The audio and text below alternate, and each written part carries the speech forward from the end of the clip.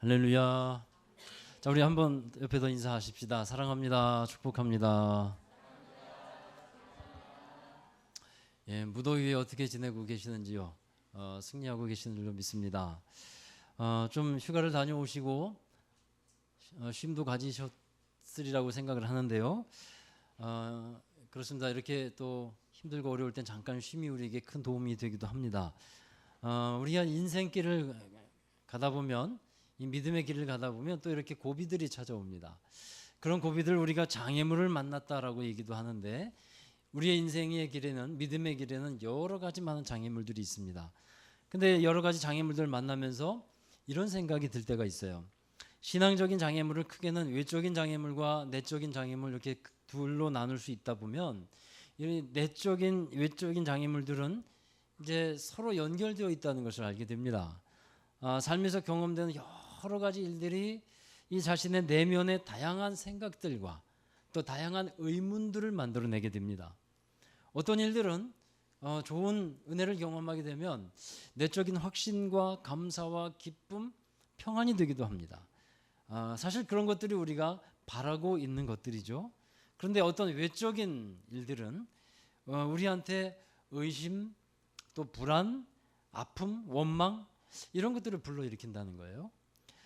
내가 믿고 있는 하나님이 나를 도와주시는 분이고 나의 삶을 정말 복되게 하시는 분이라고 생각하고 있는데, 그 일이 이루어진다면 더욱더 하나님을 확실하게 의지하고 그리고 믿을 수 있겠지만, 내 생각과 계획대로 일이 이루어지지 않을 때에는 이 하나님에 대한 확신이 희미하고 어슴푸레해지기도 한다는 거예요. 오늘 성가대가 그런 찬양을 했어요. 나의 생각하는 것보다, 나의 기도하는 것보다 더욱 은혜 주시는 하나님을 찬양했는데요. 그렇습니다. 우리의 생각과 하나님의 생각은 다를 때가 많아요. 근데 그 다를 때 내가 기대하고 원하는 것과는 다르게 안 좋은 것으로 나타나게 되는 것 같을 때, 그때 하나님은 나를 도와주시는 분인가? 혹시 하나님은 나를 버리신 것은 아닌가? 이러한 생각들이 많이 든다는 거예요. 여러분, 삶에서 어려운 일을 만났을 때 그 사실 그 일 때문에 어려운 것이 아니라 그 일로 인해서 마음에 들어오는 여러 가지 생각들 때문에 더욱 힘이 들고 어려운 거예요. 요즘 TV 프로에 나오는 자연인에 대한 프로들이 있지 않습니까? 산속에 들어가서 자급자족하면서 살아가는 사람들의 삶을 보여주고 있는데, 저도 간략간략하게 그 프로들을 잠깐 보면 참 재미있어요. 세상의 근심을 다 내려놓고 사는 사람 같아 보이고, 그래서 대리만족을 주기도 합니다. 산나물을 뜯어다가 반찬을 해먹고, 솥단지에 불을 떼면서 국을 끓여서 먹고, 벌을 잡아다가 술 담가서 먹고, 또 어떤 사람은 장내삼을 뽑아다가 된장국 끓여 먹더라고요. 야, 대단한 그 반찬을 해먹고 있었어요. 여러분, 사람들이 그러한 삶을 살아가는 자연인들을 보면서 좋아하고 심지어 동경을 하기도 합니다. 왜 그럴까요? 왜 그런 삶을 동경하게 될까요? 그것은 지금까지 자기가 살아온 삶이 그만큼 힘들고 피곤했다 하는 것을 반증하는 거예요. 사람들과 부딪히기 싫고 여러 가지 일들을 또 해나가야 되는데 그것이 피곤하고 많이 힘들었다는 거예요. 그런 피곤한 삶을 살아온 사람들이었기 때문에 산이나 자연을 그들의 피난처로 삼고 살아가고 싶은 것입니다. 그런 것들이 심신을 안정시키는데 어느 정도 도움을 줄 수는 있을 거라고 생각이 듭니다. 그러나 여러분, 성경에서 말씀하고 있는 진정한 피난처는 자연이 아니고 하나님이라는 것을 말씀하고 있어요. 어거스틴은 이런 유명한 말을 남겼습니다. 내가 하나님께 돌아가기 전에는 나에겐 진정한 평안이란 없습니다 라는 유명한 말을 남겼죠. 여러분, 이런 사람 들어보셨어요? 코리 텐붐 여사라고, 아주 그 신앙적으로 유명한 사람인데요. 네덜란드 사람인데 독일의 나치가 유대인을 찾아서 죽이려고 할 때 자기의 집에다가 비밀방을 만들어 놓고 유대인들을 숨겨줍니다. 나중에 그 일을 하다가 수용소에 들켜가지고 수용소에 수감이 되어서 독일이 나치들의 실수로 석방이 돼요. 원래는 죽어야 되는데 그러다가 이제 신학교에 가서 주의 종의 길을 가는데 그리고 하나님께서 명하시는 것이 뭐냐면 자신을 죽이고 학대했던 그 고문했던 독일 사람에게 가서 선교를 하라는 거예요. 참 이걸 감당하기가 어려웠는데 주의 말씀 순종해서 독일로 갑니다.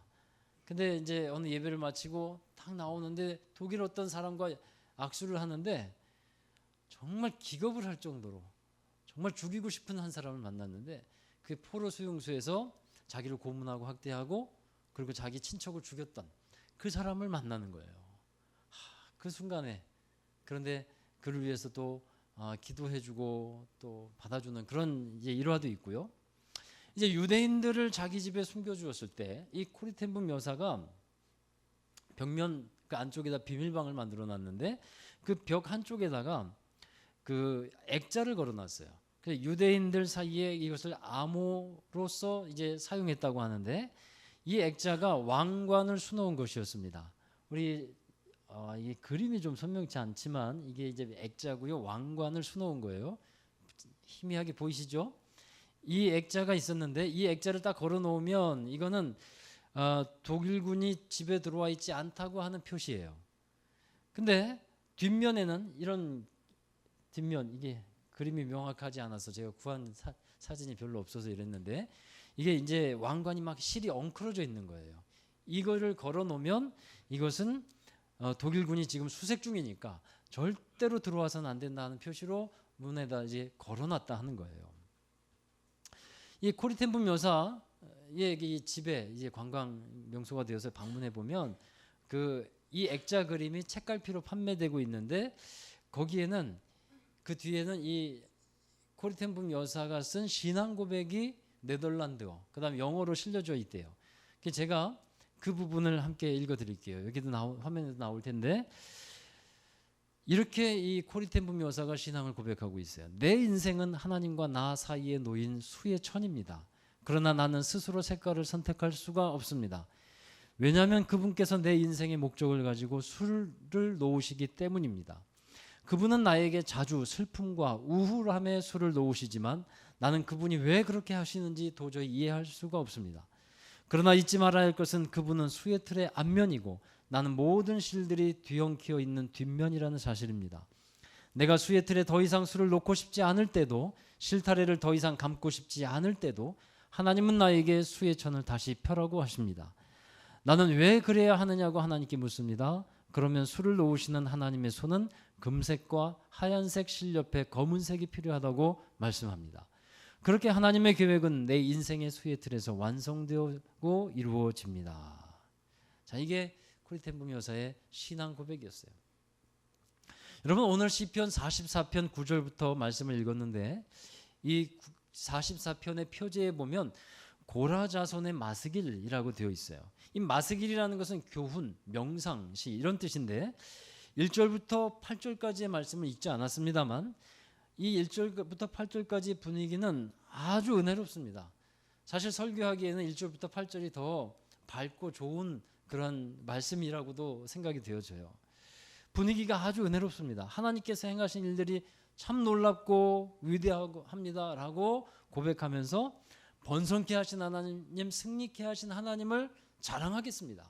이렇게 이 8절까지는 노래하고 있습니다. 그런데 9절로 넘어와서는요, 그 분위기가 아주 반전이 되어버려요. 우리 9절의 말씀을 함께 보실까요? 시작. 그러나 이제는 주께서 우리를 버려 욕을 당하게 하시고 우리 군대와 함께 나아가지 아니하시나이다. 이 시인의 고백은 주님께서 우리를 버린 상황이 되었고 우리 군대와 함께 나아가지 않으신다, 곧 승리를 주시지 않는다는 것을 말씀하고 있는 겁니다. 이뿐만이 아니에요. 10절부터 16절까지의 말씀에 보면 정말 비극적이고 비관적인 상황에 놓여 있다는 것을 알려주고 있어요. 10절에 보십시오. 주께서 우리를 대적들에게서 돌아서게 하시고 11절 주께서 우리를 잡아먹힐 양처럼 그들에게 넘겨주시고 12절 주께서 우리 백성을 헐값으로 파심이요 13절 주께서 우리로 하여금 이웃에게 욕을 당하게 하시니 14절에 주께서 우리를 뭇 백성 중에 이야기거리가 되게 하시며 15절에 나의 능력이 종일 내 앞에 있으며 이뿐만이 아닙니다. 또 19절에 보면요, 주께서 우리를 승냥이의 처소에 밀어넣으시고, 자, 이러한 삶의 상황들을 얘기하고 있어요. 여러분, 이 시인의 고백을 보면 특이한 점이 하나 있는데, 이러한 외적인 고난의 상황이 만들어진 원인이 주님께서 그랬다, 이렇게 말을 하고 있어요. 주님 때문에 이런 어려움이 우리에게 찾아왔다. 주께서 그렇게 하셨다는 거예요. 여러분, 그렇다면 대단히 심각한 문제가 아닐 수 없습니다. 하나님 붙잡혀가게 하시고 이야기거리가 되게 하시고 조롱거리가 되게 하셨다는 것, 이게 이해가 되실 만하십니까? 그러면 이 시인은 정말 이렇게 주님께서 하셨습니다라고 하는 말일까요? 이것은 어떤 의미냐면요, 지금 당하고 있는 고난과 아픔도 주님의 주권 아래에 있다고 하는 하나의 표현이에요. 이 자기가 당하는 아픔과 어려움과 이 환난, 이것도 주님 안에서 이루어지는 하나의 큰 틀에서 보면 주님 안에서 이루어지는 일입니다 라는 고백인 것입니다. 여러분, 이러한 고난의 자리에 있는데, 이런 고난의 자리에서 사람들은 두 갈래 길을 만나게 됩니다. 하나는 이 고난의 자리에서 불신이라는 길을 만나게 되고요, 또 하나는 믿음의 길을 만나게 돼요. 시편 기자는 우리에게 이 믿음의 길을 선택하면 나아갈 것을 이러한 상황을 통해서 우리에게 제시해 주고 있는 겁니다. 권면해 주고 있어요. 자, 오늘의 말씀을 통해서 우리가 믿음으로 살아간다는 것이 무엇인지를 함께 보기를 원합니다. 첫 번째는 한번 따라 하실까요? 그럼에도 불구하고. 예, 우리의 믿음의 길은 이 시편 기자가 가르쳐주고 있는 것은 그럼에도 불구하고의 믿음을 가지라 하는 거예요. 44편 17절의 말씀을 다시 한번 읽어보겠습니다. 이 모든 일이 우리에게 임하였으나 우리가 주를 잊지 아니하며 주의 언약을 어기지 아니하였나이다. 자, 보십시오. 이 모든 일이 우리에게 임하였으나, 간단한 문장이지만 조금만 더 풀어서 쓴다면, 이 모든 일이 앞에서 말한 환난당하고 또 대적에게 패배하고 조롱거리가 된 이 모든 일이 우리에게 임하였습니다. 그러나 우리는 주님을 믿습니다. 이런 표현인 거예요. 그러나 우리는 주님을 믿습니다. 만일 불신앙의 사람이라면 이 모든 일이 우리에게 임하였으니 이제는 우리는 주님을 믿지 않겠습니다. 우리는 주님을 떠나겠습니다. 이렇게 얘기를 하겠죠. 그러나 믿음의 사람은 여기서 그러나의 신앙을 갖는다는 거예요. 우리는 주님을 잊지 아니하며 그렇게 말하고, 그러나 그 고난과 고통의 상황에서 맞서겠습니다. 주님의 말씀을 가지고 맞서겠습니다. 고백하는 겁니다. 나의 생각과 나의 바램과는 다른 상황이 펼쳐진다고 할지라도 나는 하나님을 믿겠습니다. 이것이 이 시인의 믿음이었고 우리에게 요구가 되는 믿음인 것입니다. 여러분, 다니엘의 세 친구의 얘기를 잘 아시죠? 그들이 느부갓네살 왕의 신상에 절하지 않는다고 해서 극렬히 타는 풀무불에 들어가게 되는데, 그때 그들은 말하죠. 하나님은 우리를 능히 그곳에서도 건져내실 분입니다. 당연히 하나님은 그런 능력이 있는 분이십니다. 그러나 그리 아니하실지라도 우리는 그의 왕의 금신상에 절할 수 없습니다. 그러나 그리 아니하실지라도 자기들이 그곳에서 불에 타 죽게 될지라도 우상에게 절하지 않겠습니다. 이것이 다니엘의 세 친구의 믿음이었다는 거예요. 하박국 선지자가 또 말합니다. 하박국 3장 17절 18절 함께 읽어보겠습니다. 비록 무화과 나무가 무성치 못하며 포도나무에 열매가 없으며 감람나무에 소출이 없으며 밭에 식물이 없으며 우리의 양이 없으며 외양간에 소가 없을지라도 나는 여호와를 인하여 즐거워하며 나의 구원의 하나님을 인하여 기뻐하리로다. 아멘. 하박국 선지자는 삶의 어떤 물질적인 만족함에 채워지지 않는다고 할지라도 믿음을 떠나지 않겠다고 선언하고 있어요. 그리 아니하실지라도, 채우시지 않을지라도 나는 하나님으로 인하여 기뻐하며 즐거워하겠습니다. 여러분, 이것이 믿음의 사람이 갖고 있는 믿음의 내용이라고 하는 사실입니다. 제가 여러분을 위해서 기도할 때 제가 정말 중요하게 생각하는 기도가 하나 있어요. 여러분을 위해서 기도할 때 제1의 기도 제목이 뭐냐면요, 믿음을 지키고 믿음으로 더욱 세워져 가는 우리 여러분 되기를 바랍니다 하는 것이 저의 제1의 기도입니다. 어떤 고난 중에 있는 분들이 있습니다. 그러면 그 고난이 빨리 지나가기를, 그 고난을 이겨나가기를 기도하겠죠. 그 고난을 통해서 믿음의 성장이 일어나고 믿음의 승리가 일어나기를, 오히려 그 고난 때문에 하나님을 더 찾을 수 있고 그 고난으로 인해서 하나님께 더 가까이 갈 수 있기를 기도합니다. 또 어떤 분들은 사업을 하는 분들이 있어요. 사업을 하는 분들을 위해서 제가 기도할 때 여러분 무엇을 위해서 기도할까요? 사업을 잘 되길 바라고요. 돈도 잘 벌리고 손님도 많아졌으면 좋겠고, 그런 것도 기도를 안 하는 것은 아니지만 그것은 후순위예요. 제가 그것을 위해서 기도하는 것도 하지만 더 중요한 기도는 뭐냐면 그 사업을 통해서 하나님께서 믿음을 세워주시기를, 그것을 기도하고 있어요. 제가 목회를 하면서 깜짝 놀라는 일들이 있습니다. 경제적으로 사업적으로 어려움을 당하는 경우가 있지 않습니까? 그러면 여러 가지로 힘든 일을 살아가고 있다는 것을 보게 돼요. 그러면 제 마음도 절대로 편안하지 않습니다. 빨리 하나님께서 저 어려운 경제적인 문제들 넘어가기를 저도 원하고 있고 그렇게 기도하는데, 시간이 지나서 하나님이 은혜를 주셔서 그 어려운 문제를 잘 넘어가고 잘 되게 되었어요. 승리하게 되었어요. 그런데 이상한 것은 바라는 대로 그렇게 되었는데, 아니 그 이상으로 하나님께서 은혜를 주셨는데 오히려 믿음과 신앙은 더 후퇴하게 되는 경우가 있다는 거예요. 아니 하나님께서 잘 되게 하셨는데, 기도에 응답을 주셨는데, 경제적으로도 풀어지게 하셨는데 오히려 믿음과 신앙은 더 잘 나가야 되는데 떨어지더라는 거예요. 여러분, 그래서 제가 깨달은 것이 있어요. 잘 되는 것이 다 답은 아니구나. 여러분, 잘 되는 것이 하나님이 원하시는 것이겠습니까? 믿음이 더 좋은 것이, 믿음으로 하나님께 나아가는 것을 하나님이 더 원하시겠습니까? 믿음입니다. 그것은 보나마나 믿음이에요. 그래서 제가 원하는 것은, 제1의 기도 제목은 믿음이라는 거예요. 우리 성도들의 믿음이 세워지기를, 어떠한 가난한 상황, 어려운 상황, 고난과 환난, 아니면 잘 되는 상황, 은혜의 상황, 이런 모든 다양한 상황들이 있지만 그곳에서 제1의 기도 제목은 어떠한 상황 가운데서도 믿음을 잃지 않고 믿음 위에 뿌리를 내리고 세워져 가는 것이다. 이것을 기도하게 됩니다. 여러분, 하나님이 가장 원하시는 것은 끝까지 믿음으로 나아가는 것입니다.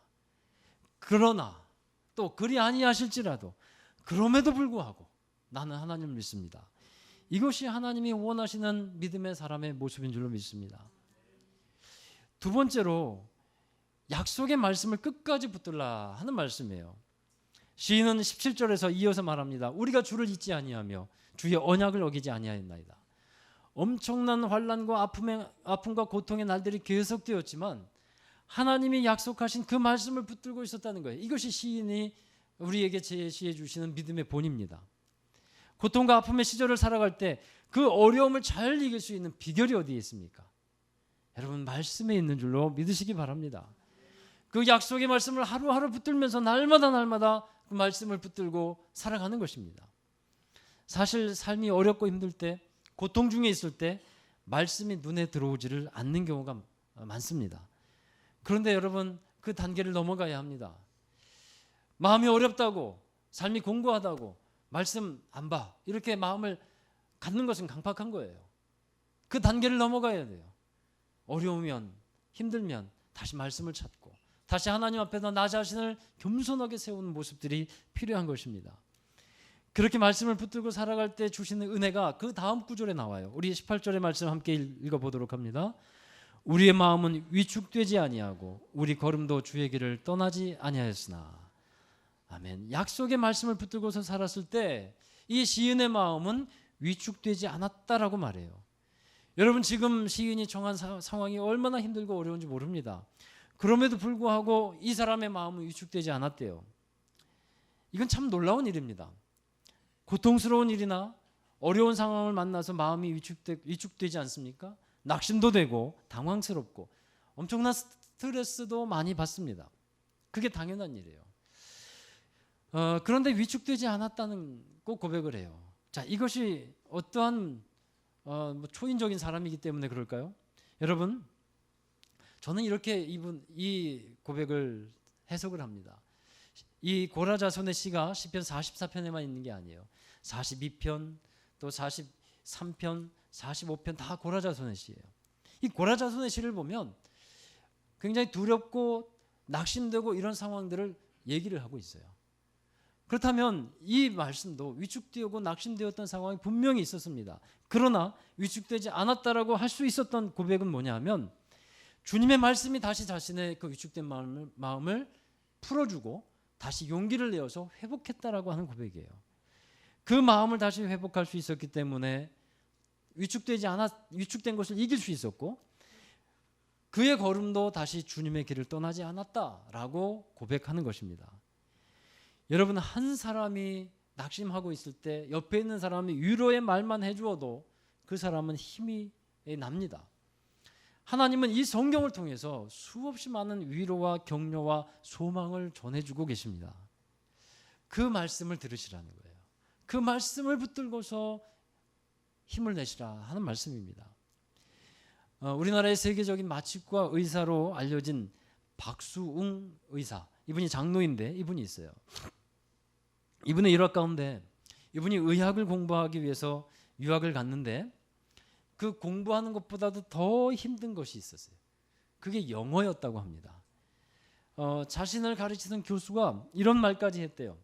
이 앞뒤가 꽉 막힌 벽에 대하고 얘기하는 것 같다. 너하고 얘기하면 앞뒤가 꽉 막힌 벽에 대고 얘기하는 것 같다. 그러니까 이 박수웅 씨가 유학 시절에 그 얘기를 듣고 너무 낙심이 된 거예요. 영어를 알아들 수가 없고 영어를 잘 말할 수 없으니까 공부하는 것이 너무 힘들었고 그 생활 적응하기가 힘들었대요. 죽을 것 같은 기분이 들었답니다. 그때 그에게 하나님의 말씀이 찾아왔고 말씀으로 품으시는 거예요. 그 말씀이 시편 42편 11절, 이 박수웅 씨가 쓴 비전 인생이라는 책에 나오는 얘기인데 한번 읽어보시죠. 내 영혼아, 내가 어찌하여 낙심하며 어찌하여 속에서 불안해하는가. 너는 하나님께 소망을 두라. 나는 그가 나타나 도우심으로 말미암아 내 하나님을 여전히 찬송하리로다. 시편 42편 고라자손의 시의 한 부분입니다.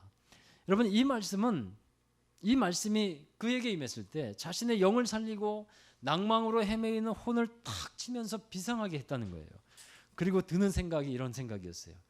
하나님이 영어도 만드셨고 하나님은 내 아버지고 나는 그의 극진한 아들인데 영어 때문에 좌절할 이유가 없다. 그 말씀에 힘입어서 일어나는 거예요. 그래서 낭망이 사라지고 두려움이 없어졌다는 거예요.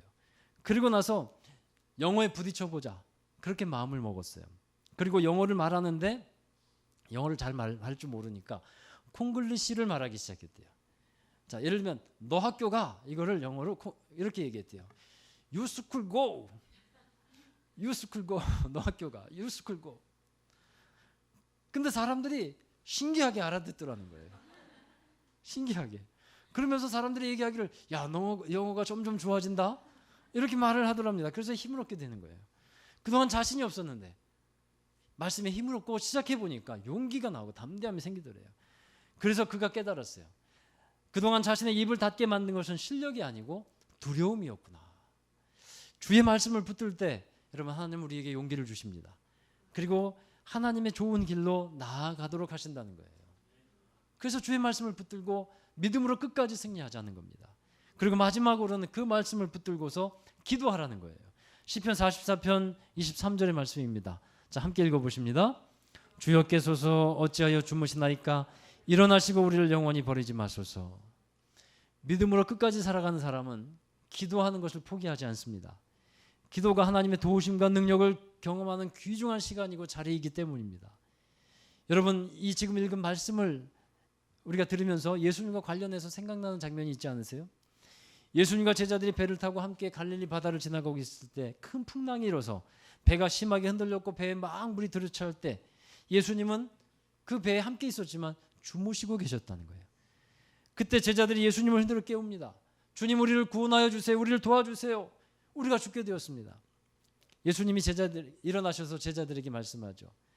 어찌하여 두려워하느냐. 믿음이 적은 자들아, 어찌하여 두려워하느냐. 그리고서 모든 상황을 정리해 주셨어요. 여러분, 오늘 읽은 시편 43편의 말씀, 결론이 어떠하다라고 나와 있지 않습니다. 그 어려운 상황에서 하나님께 도움을 요청하는 기도로 끝을 맺고 있어요. 그러나 하나님은 약속의 말씀을 통해서 믿음으로 나아가는 자를, 믿음으로 기도하는 사람을 끝내 도우시고 승리하게 하신다는 사실을 우리는 믿어야 할 줄로 믿습니다. 믿음의 사람은요, 끝까지 기도하는 것을 놓지 않습니다. 끝까지 포기하지 않습니다.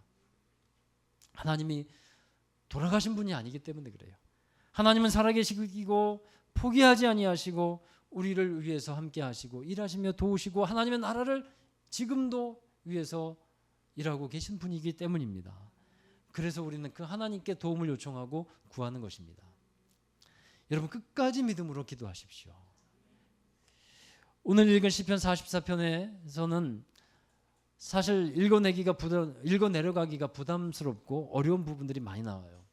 그만큼 시인이 처해 있는 상황이 어렵고 힘들다는 것입니다.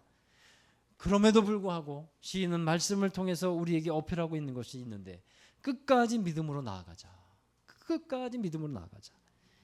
여러분 믿음이라는 것은요 이렇게 끝까지 하나님과 함께하는 것입니다. 환난과 고난 중에서도 하나님의 약속의 말씀을 굳게 붙들고 가는 것이 믿음입니다. 그럼에도 불구하고 또 그리 아니하실지라도 하나님의 말씀을 붙들고 기도하며 살아가는 것이 믿음입니다. 여러분 설교 앞부분에서 말씀드렸던 이 코리텐붐 여사의 신앙 고백을 다시 한번 생각해 보십시오.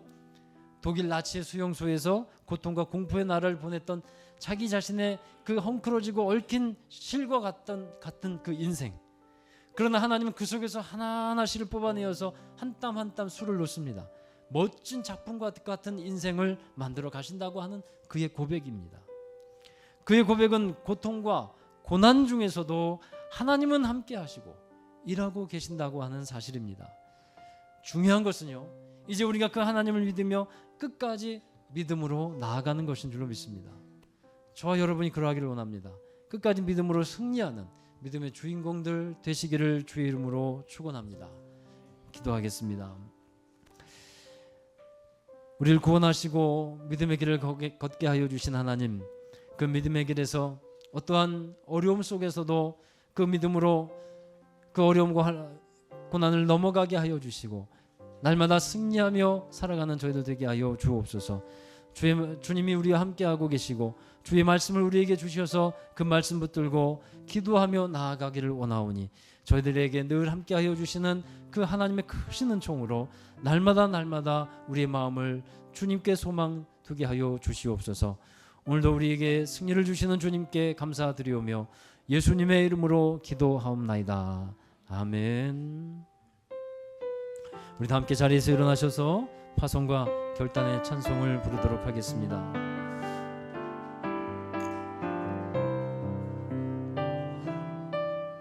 주님 다시 오실 때까지 우리는 그 길을 가겠습니다. 믿음의 길을 가겠습니다. 우리 함께 고백하겠습니다.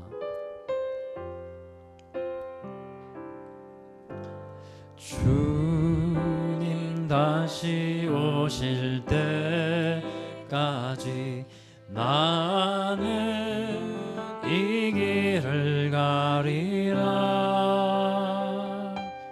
좁은 문 좁은 길 나의 십자가 지고 나의 가는 이 길 끝에서 나의 가는 이 길 끝에서 나는 주님을 보리라. 영광의 내 주님 영광의 내 주님 나를 맞아주시리.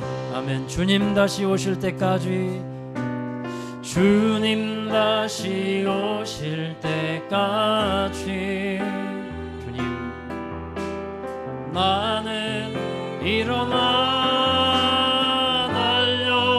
달려가리라. 주의 영광 온 땅 덮을 때 나는 일어나 노래하리. 내 사모하는 주님 온 세상 부주시라. 내 사모하는 주님 영광의 왕이시라. 주님 다시 오실 때까지 주님 다시 오실 때까지 나는 일어나 달려가겠습니다. 믿음으로 끝까지 달려가겠습니다. 달려가리라. 주의 영광 온 땅 덮을 때 나는 일어나 노래하겠습니다. 나는 일어나 노래하리. 내 사모하는 주님, 주님, 믿음으로 온 세상 부주시라. 내 사모하는 주님, 영광의 왕이시라.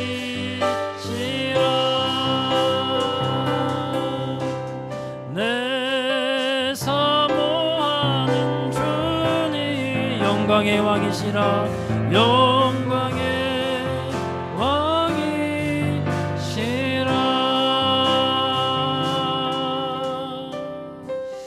끝까지 믿음으로 달려가십시다. 여러분의 삶의 환경이 어떠하십니까? 여러분이 생각하는 것과 또 기도하는 것과 다른 삶이 펼쳐지고 있다고 할지라도, 그러나 주의 은혜를 잊어버리지 아니하고 주의 언약의 말씀을 붙들고 기도하며 끝까지 달려가겠습니다. 우리 생각하는 것보다, 우리 기도하는 것보다 더 좋게 하실 선하신 하나님을 믿으며 회복하실 하나님을 믿으며 우리 믿음으로 달려가겠습니다. 끝까지 기도하겠습니다. 우리 그 귀한 고백으로 함께 나아가기를 원합니다. 함께 기도하시겠습니다. 거룩하신 우리 아버지 하나님, 감사합니다. 주님의 은혜 가운데 저희들 인도하여 주셨고 불러주셔서 감사합니다. 하나님, 저희들의 삶의 어떠한 환경과 상황 속에서도 오직 주님만을 믿으며 주님만을 신뢰하며 살아가는 저희들이 되게 하여 주옵소서. 그리 아니하실지라도 또 그럼에도 불구하고 우리는 하나님을 믿고 하나님을 따라가겠습니다. 우리의 상황과 우리의 삶이 어떠할지라도 믿음으로 주님께 우리 마음과 삶을 드리며 주님께 나아가겠습니다.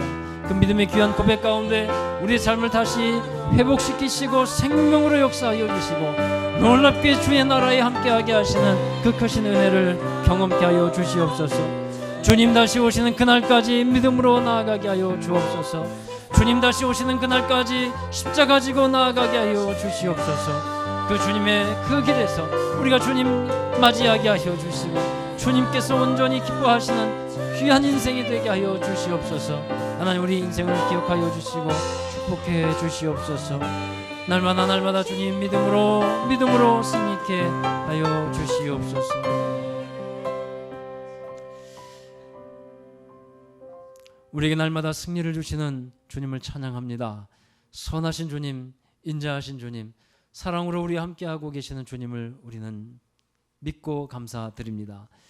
그러나 우리가 살아가는 상황 속에서 우리가 생각하는 것과 우리가 뜻하는 것과는 다른 일들이 벌어진다고 할지라도 하나님, 우리가 그 주님을 신뢰하는 마음 변치 않게 하시고 믿음으로 달려나가는 저희들의 삶이 되게 하여 주옵소서. 우리의 생각하는 것과 주님께서 생각하는 것은 다르며 우리의 길과 주님의 길은 다르다고 말씀하여 주셨사오니 저희들 언제나 주님께 맞춰가는 삶을 살아가게 하여 주시옵소서. 그리하여 다시 회복시키시고 또 번성케 하시며 하나님의 귀한 나라의 은혜를 누리고 살아갈 수 있는 우리 모든 성도들이 되게 하여 주옵소서. 특별히 아프고 힘들며 여러 가지 문제 가운데 있는 우리 성도들을 기억하여 주시고 긍휼히 은혜를 베풀어 주셔서 그 여러 가지 어려운 일들이 빨리 지나가게 하여 주셔서 하나님의 은혜를 찬양하며 더욱더 믿음으로 굳게 설 수 있는 참으로 좋은 시간들이 되도록 은혜 허락하여 주시옵소서. 이제는 우리 구주 예수 그리스도의 그